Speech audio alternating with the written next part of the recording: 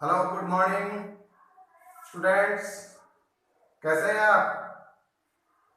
तो हम पढ़ रहे थे लेखांकन की अवधारणाएं, और लेखांकन की टोटल 14 अवधारणाओं के बारे में मैंने बताया था, जिसमें 9 के बारे में पढ़ चुके हैं। आगे की 5 अवधारणा को आज के वीडियो में हम पढ़ने वाले हैं। तो हो जाइए तैयार, करते हैं स्टार्ट। पहला है पूर्ण प्रकटीकरण की अवधारणा। क्या है पूर्ण प्रकटीकरण की अवधारणा? देखिए, आपको पता है कोई भी बिजनेसमैन अपने बिजनेस के व्यवसायिक लेन देन होते हैं, उनका लेखा करता है और वर्ष के अंत में उनसे फाइनल अकाउंट बनाता है। और फाइनल अकाउंट में प्रॉफिट एंड लॉस अकाउंट और बैलेंस शीट बनाता है। और वह डॉक्यूमेंट जो कंपनी में हित रखने वाले लोग हैं उनके लिए उपयोगी है। क्यों उपयोगी है? क्योंकि उन्हीं लाभ हानि खाते और बैलेंस शीट से वे लोग कंपनी के बारे में जानना चाहते हैं, उसकी सूचनाएं प्राप्त करना चाहते हैं, और उन सूचनाओं के आधार पर वो क्या करते हैं? अपने भविष्य के निर्णय लेते हैं, भविष्य की नीतियों का निर्धारण करते हैं। इसलिए ये अवधारणा क्या कहती है कि लेखांकन में कोई भी लेन देन किया जाए वो पूर्ण रूप से प्रकट हो। जैसे कोई भी माल खरीदा है, बेचा है, उसका लेखा साक्ष्यों के आधार पर होना चाहिए। लेखा किसके आधार पर होना चाहिए? साक्ष्य के आधार पर। लेखांकन की नीतियां क्या है उनका भी वर्णन होना चाहिए। बैलेंस शीट के अंत में आवश्यकता होने पर जो महत्वपूर्ण है उन्हें फुट नोट के रूप में दिखाना चाहिए। फॉर एग्जाम्पल, जैसे स्टॉक का मूल्यांकन आपने लागत मूल्य पर किया है या बाजार मूल्य पर, बहुत इंपॉर्टेंट सूचना है, तो आपको फुट नोट में दिखाना चाहिए। आपने फिक्स असेट्स है, उन पर डेप्रिसिएशन चार्ज किया है, तो डेप्रिसिएशन में कौन सा मेथड लागू किया है वो आपको बताना चाहिए। आपने जो इंटेंजिबल एसेट्स है, उन इंटेंजिबल एसेट्स पर आपने उसको रिटर्न ऑफ किया है तो किस प्रकार से किया है। आपके इन्वेस्टमेंट है, तो आपके जैसे शेयर कैपिटल है, तो शेयर कैपिटल में इक्विटी कितनी है, प्रेफरेंस कितनी है, उन पर डिविडेंड और डिवेंचर पर इंटरेस्ट रेट क्या है, इन सब बातों का उल्लेख क्या होना चाहिए? पूर्ण प्रकटीकरण की अवधारणा के अंतर्गत करना चाहिए, ताकि जो इसके उपयोग करता है वो सही निर्णय ले सके और उनका संस्था में विश्वास बना रहे। तीसरी आती है समान रूपता या समरूपता की अवधारणा। क्या है समान रूपता, समरूपता? ये अवधारणा बताती है कि लेखांकन में जो लेखे तैयार किए जाते हैं उनकी नीतियां और सिद्धांत है वो एक समान होने चाहिए। कई वर्षों तक समान नीतियां और सिद्धांतों का पालन करना चाहिए। अगर बार बार नीतियां बदली जाती है तो उसमें क्या है कि वो लेखे हैं एक समान रूप से नहीं रह सकते, उसमें हम तुलना नहीं कर पाते। क्यों? क्योंकि जो निर्णय लेने वाले उपयोगकर्ता है ना, वो क्या करते हैं, जिस कंपनी के वो उपयोगकर्ता हैं उन कंपनी के लेखों की तुलना अन्य संस्थाओं के लेखों से कर सकते हैं। अब दोनों संस्थाओं ने अगर समान नीतियों का पालन किया है तो तुलना आसानी से संभव हो पाती है। वो इसी संस्था के लेखों का तुलना गत वर्ष की लेखों से कर सकते हैं और महत्वपूर्ण निष्कर्ष पर पहुंच सकते हैं। तो ये क्या है, समान रूपता या समरूपता की अवधारणा है ना, वो हमारे लेखों को तुलनात्मक अध्ययन करने में उपयोगी सिद्ध होती है। इसका अर्थ ये नहीं है कि लेखांकन की नीतियों में कभी परिवर्तन किया ही नहीं जा सकता, ये बिल्कुल भी नहीं है। आवश्यकता होने पर परिवर्तन किया जा सकता है, लेकिन परिवर्तन किया गया है ना तो उसकी सूचना लेखों के अंत में होनी चाहिए। आपने कौन सी नीतियां परिवर्तन की है वो उनको सूचित कर देना चाहिए। और अगर उस परिवर्तन के कारण हमारे लेखों पर कोई प्रभाव पड़ा है, हमारे लाभ हानि में वृद्धि हुई है या कमी हुई है, तो उस प्रभाव को हमारे लेखों में अवश्य दिखाया जाना चाहिए। तभी क्या होगी, हम समान रूपता की अवधारणा का पालन कर सकते हैं। आया समझ में? चलिए अब अगली है रूढ़िवादिता की अवधारणा। रूढ़िवादिता की अवधारणा क्या बताती है कि व्यवसाय के लाभों को अनावश्यक बढ़ाकर मत दिखाओ। क्यों? क्योंकि व्यवसाय के लाभों को अगर बढ़ा के दिखाया जाता है ना, तो शेयर होल्डर्स है उनको लाभांश की घोषणा करनी पड़ती है, और लाभांश जब आप चुकाएंगे ना, तो आपने अतिरिक्त लाभांश बढ़े हुए दिखाए हैं और वो लाभ आपने एक्चुअल कमाया ही नहीं, तो फिर लाभांश की घोषणा तो करनी पड़ेगी, क्योंकि आपने लेखों में बढ़ा के दिखा रखा है। और आप क्या करेंगे, लाभ कमाया ही नहीं, तो फिर उनका लाभांश कैसे चुकाएंगे? पूंजी से चुकाना पड़ेगा ना, और किसी भी संस्था की पूंजी से लाभांश चुकाना हमेशा संस्था को खत्म करना होता है। इसलिए ये अवधारणा क्या कहती है कि व्यवसाय के लाभों को अनावश्यक रूप से बढ़ा के नहीं दिखाना चाहिए। आपको लग रहा है कि संभावित लाभ होने वाले हैं, तो जब तक एक्चुअल में वो लाभ कमा नहीं लिए जाते ना, तब तक हमें उनका लेखा नहीं करना चाहिए। लेकिन संभावित हानियां हैं, उनके लिए हमें क्या है, आयोजन यानी प्रोविजन बना लेने चाहिए। ये अवधारणा ये कहती है कि लाभों को आवश्यक बढ़ा के मत दिखाइए, लेकिन भविष्य की हानियां हैं उनके लिए आयोजन और बना लेने चाहिए। ठीक है, ये रूढ़िवादिता की अवधारणा कहती है। आया समझ में? और रूढ़िवादिता की अवधारणा की मैंने यहाँ कुछ एग्जाम्पल लिखे हैं, और जब कॉम्पिटिटिव एग्जाम होता है ना, तो ये क्वेश्चन इन उदाहरणों में से आता है कि स्टॉक का मूल्यांकन लागत मूल्य की बजाय बाजार मूल्य पर किया गया, जो लागत मूल्य से कुछ अधिक था। तो बताइए कौन सी अवधारणा का यहाँ पर उल्लंघन हुआ? इस प्रकार से ये जो एग्जाम्पल लिखी हैं, इनको आप ध्यान से देखना और बार बार पढ़ना, क्योंकि ये कॉम्पिटिटिव एग्जाम में बहुत इंपॉर्टेंट है। ठीक है, और रूढ़िवादी अवधारणा पूरी ही काफी इंपॉर्टेंट है। अब आती है सारता की अवधारणा। सारता की अवधारणा, जिसको हम कहते हैं महत्वपूर्णता की अवधारणा भी कहते हैं, और एक प्रकार से देखा जाए ना, तो ये इस अवधारणा का विरोधाभासी है। इसका पूर्ण प्रकटीकरण की अवधारणा कैसे है? देखिए, सारता की अवधारणा क्या कहती है कि लेखांकन में उन्हीं व्यवहारों का लेखा होना चाहिए जो महत्वपूर्ण है। कम महत्वपूर्ण व्यवहार है ना, वो नहीं लिखने चाहिए, उनको अलग से लेखा नहीं करना चाहिए। अब कौन से व्यवहार महत्वपूर्ण है, कौन से कम महत्वपूर्ण है, ये किस पे डिपेंड करता है?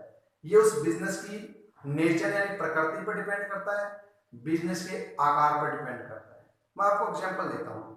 छोटे छोटे टूल्स जैसे प्लास हो गया, ठीक है, चाबी पाने हो गए, टेस्टर हो गया, ये छोटे छोटे इंस्टीट्यूट है ना, छोटे छोटे संस्थाओं, उनके लिए महत्वपूर्ण है।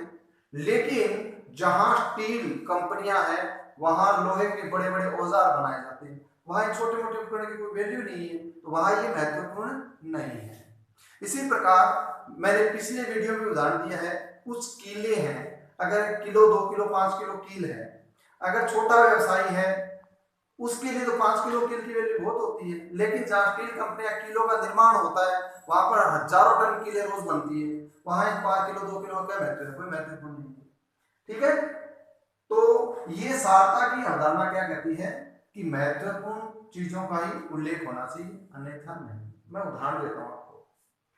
एक कंपनी ने अपने ऑफिस यूज के लिए डस्टबिन यूज करने के लिए डस्टबिन प्लास्टिक का खरीदा, और आपको पता है डस्टबिन की लाइफ टाइम है, वो तो 1 साल से ज्यादा होती है, तो एक प्रकार से स्थायी संपत्ति होगी, तो आपको स्थायी संपत्ति के रूप में दिखाना चाहिए, और स्थायी संपत्ति है तो हर साल उसका डेप्रिसिएशन भी लगाना चाहिए। अरे लेकिन आप उसकी वैल्यू देखी, वैल्यू 150 रुपए में डस्टबिन 150 रुपए 200 रुपए में आया होगा, और जहां लाखों के लेन देन होते हैं, वहां 100 रुपए की वस्तु को आप फिक्स असेट्स के रूप में दिखाएंगे। क्या उचित है दिखाना? ये ऐसा उचित नहीं है, हमें ऐसा नहीं करना चाहिए। तो फिर डस्टबिन है ना, इसको क्या है, हम सैनिटरी एक्सपेंसेस लिखते हैं, सैनिटरी एक्सपेंसेस में दिखाते हैं। क्यों? क्योंकि अगर फिक्स असेट्स बनाएंगे तो अनावश्यक रूप से हमारे कार्य में वृद्धि होगी, जहां पर हमारे टाइम का मिसयूज होगा, हमारे लेबर का मिसयूज होगा। ठीक है, इसलिए हमें ऐसा नहीं करना चाहिए।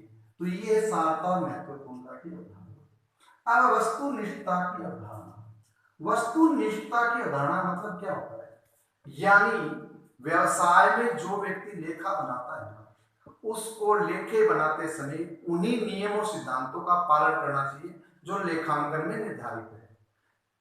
किसी संस्था के प्रभावपूर्ण व्यक्ति के प्रभाव में आकर उन सिद्धांतों को किनारे लगाकर उसमें परिवर्तन कर दिया जाए, ऐसा अगर हम करते हैं ना तो वह वस्तुनिष्ठता की अवधारणा का उल्लंघन होता है।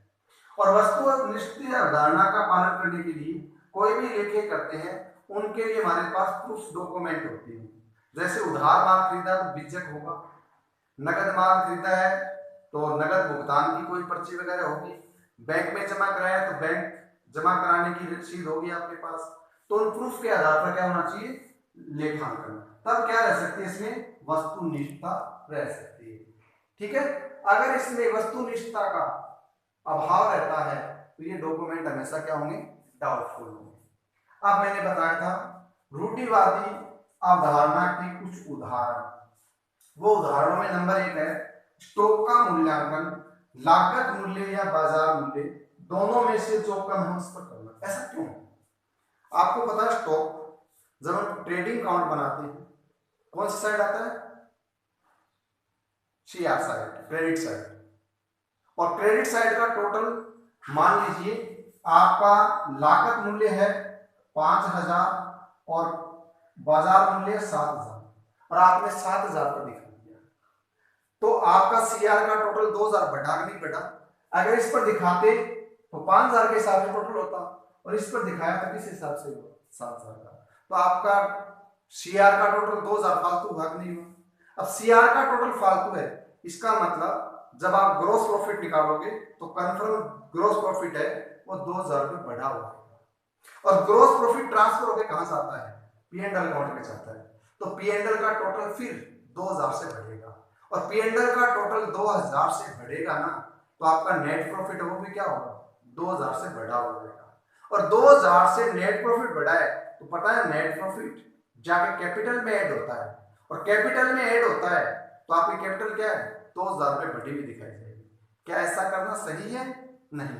इसलिए जब हम स्टॉक का मूल्यांकन करते हैं तो रूढ़िवादिता की अवधारणा के अनुसार लागत मूल्य बाजार मूल्य में जो मूल्य कम है उस पर स्टॉक को दिखाया जाता है, क्योंकि रूढ़िवादिता की अवधारणा क्या कहती है कि लाभों को अनावश्यक बढ़ावा मत दिखाओ। डूबत ऋण, संदिग्ध ऋण, डेटर्स पर बट्टे का प्रावधान बनाना चाहिए।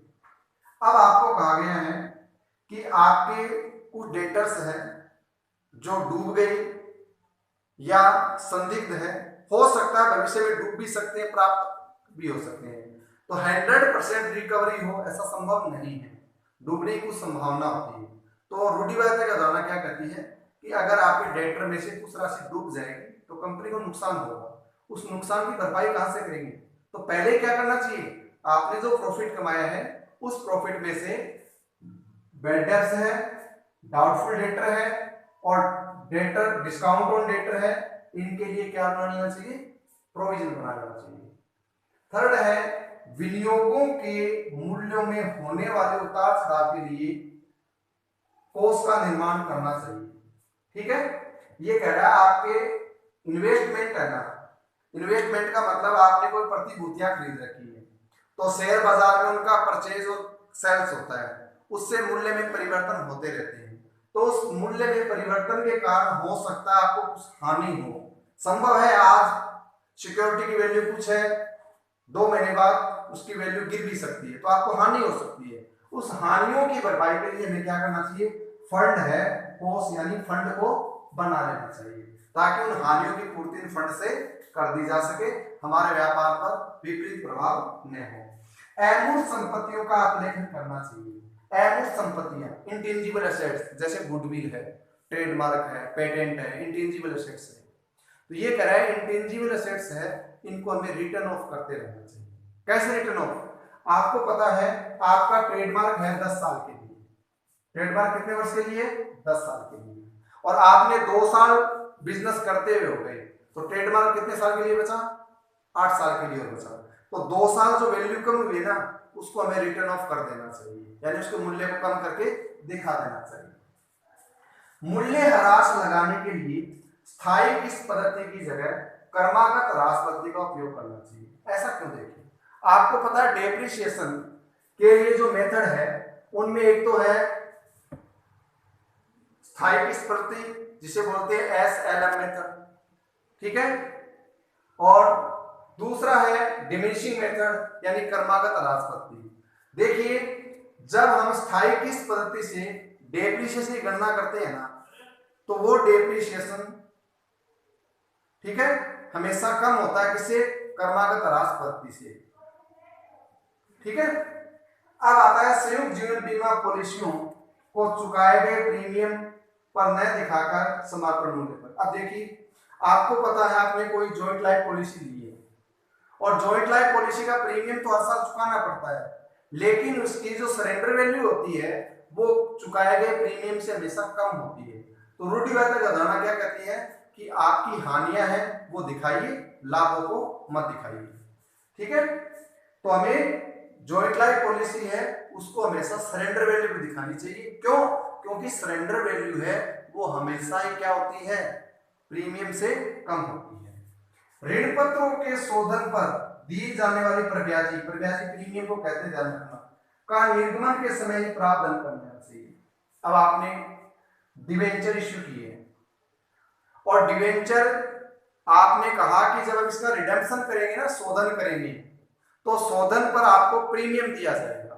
अब मान लो 100 रुपए का डिवेंचर है और आप जब इसका शोधन करोगे तो 100 की जगह पे कितना होगा? 110 पे होगा। तो आपने 10 रुपए फालतू चुकाए नहीं चुकाए? तो बताओ ये प्रीमियम जो रिडेम्पशन के समय दिया जाना है वो कंपनी के लिए खर्चा है या नहीं? तो बताओ इस खर्चे का भुगतान कहां से करेंगे हम?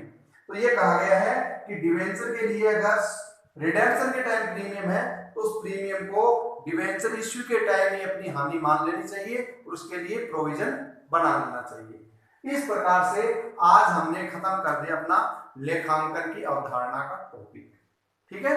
अब अगले टॉपिक में हम लेखांकन का प्रैक्टिकली शुरू करने वाले हैं। प्रैक्टिकल का मतलब लेखांकन में लेखे किस प्रकार से किए जाते हैं, कौन कौन से खाते तैयार होते हैं, खातों में एंट्री करने के रूल क्या है, एंट्रियां कैसे की जाती है, जर्नल कैसे बनाई जाती है, जर्नल के बाद कैसे सहायक पहिया बनती है, सब्सिडरी बुक्स जिसे बोलते हैं, उसके बाद कैसे हम लेजर बनाएंगे, लेजर में पोस्टिंग कैसे होंगी। Okay, thank you.